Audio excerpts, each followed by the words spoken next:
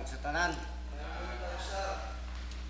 Sa kamaayong buntag kay angay ta magpasalamat sa Dios sa gihatag kanato kinabuhi sa atong pagmata sa buntag nga maayo atong panglawas.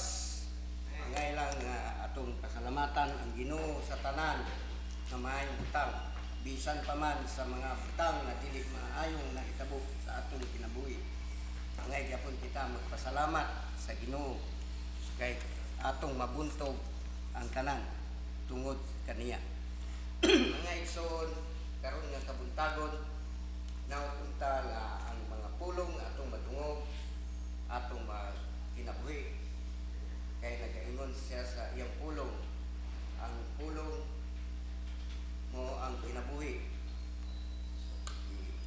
Sa pulong lamang nahimo ang tao, pinaagi sa pulong natay gininhawa usa ang pulong kinabuhi. Mga igsoon,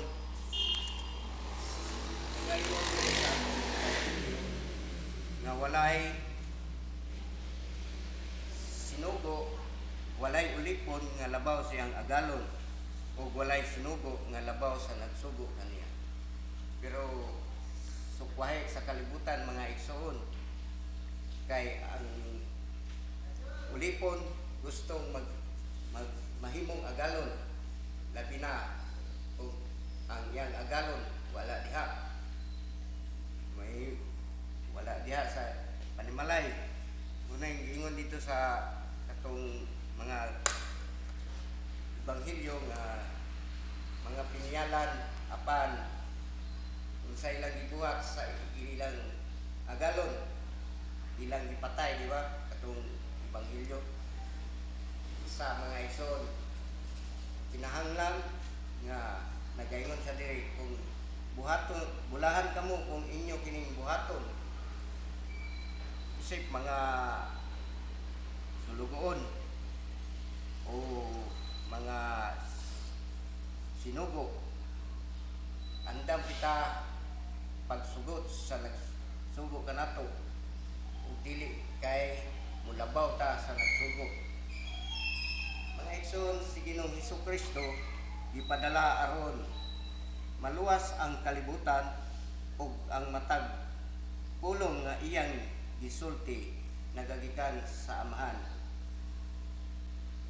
ug ang tanang gusto gipadayag sa Amahan ngadto sa kalibutan.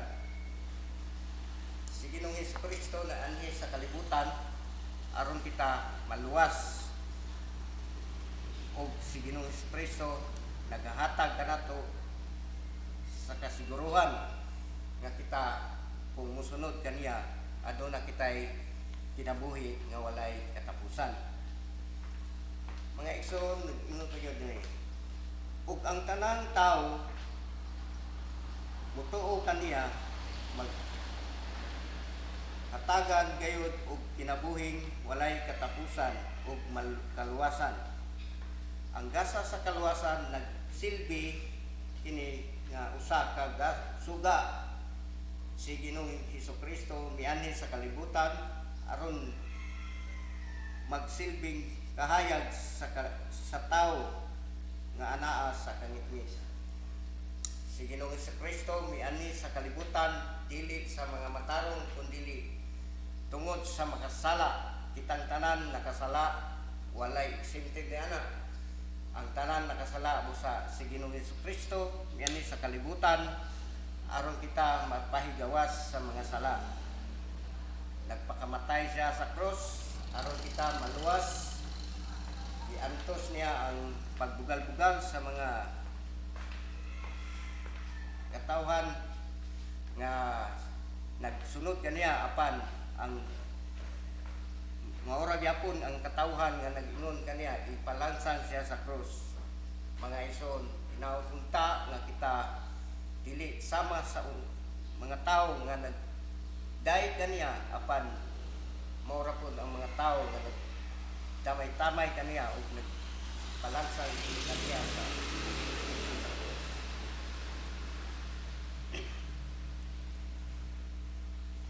kitang tanan mga kaigsunan gidapit ni Ginoong Hesukristo pagbiya sa atong mga sala ug paghinulsol aron ang atong mga sala mapasaylo. Makasunod kaniya aron makabaton kita sa kinabuhing walay katapusan. Mga kaigsunan, kita man siguro gusto kaluwasan, di ba? Gusto tag kaluwasan mga igsoon. Walay siguro ang tanan gusto gyud kaluwasan. Pero paunsa man nato kini mahimo mga igsoon? Pagsunod sa kabubuton sa Dios sa tanan niyang mga sugo atong sundod, kay ang tanan gisugo ang Ginoong Hesukristo wala gyud dautan, puro mga maayo.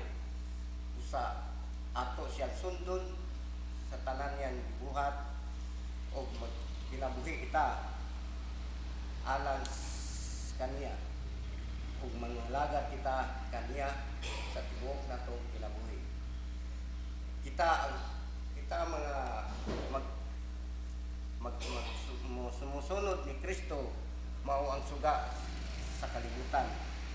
Kung saan man nato nga mahimo tang suga, kung ang atong kinabuhi nagkawindang-windang, atong kinabuhi sa lawayon,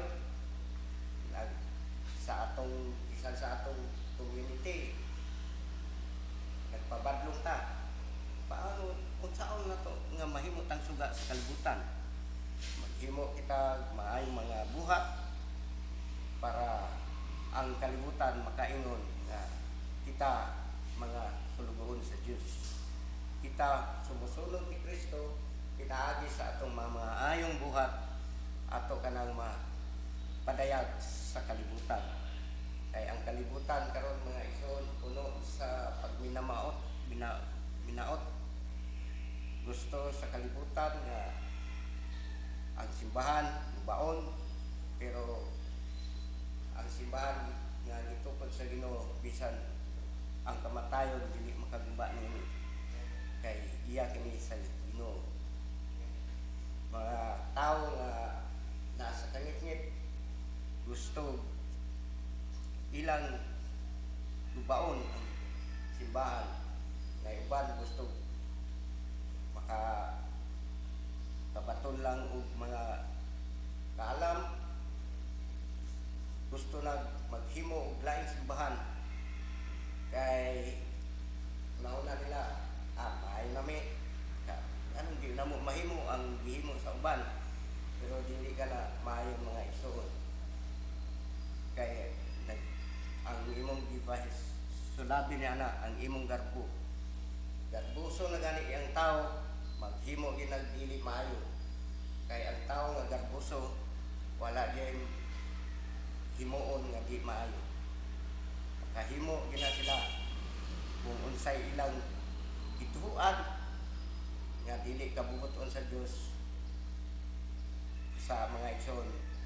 Kanang mga di maayo nga binuhatan dili malipay ang Ginoo ni ana, kay nagaingon siya siyang pulong ang musunod kanako akong mga tinun-an, ang dili musunod kanako mao bitatong giingon nga ipili ang kanting ug ang karniro. Ang karniro diri sa tuo, ang kanting diri sa wala. Sa may pasabot nga mga igsoon na si Ginoong Hesukristo pag-abot sa panahon iya kitang pagapilian. Muna yung sisigun, taphan ang tahok tambog sa kalayo katong mga tao na wala hinulsol sa ilang mga sala, wala magbasol, mao katong mga tao nga itambog sa impyerno. Pero mga igsoon nga kung maayo kang binuhatan, dayon ka sa mga maayong tao, apan lutoson ka sa mga dautan. Manay atong kalaban mga igsoon. Kung kita nagsunod sa Ginoo, ang yawa guba gayud niya na mo na atong bantayan mga igsoon kay ang si Satanas wala gyud lain himuon mao ra gyud ang pagguba sa maayo dili niya gibaon tong mga dautan kay dautan na siya daan diba kato yung mga maayo tagaan niya mga problema pero tungod ni Ginoong Jesucristo mabuntog na to ang tanan kung kita nagsalig kaniya ug nituo kaniya nga siya ang atong manluluwas ug si Ginoong Jesucristo lamang ang atong Ginoo. Mao kanato ebanghelyo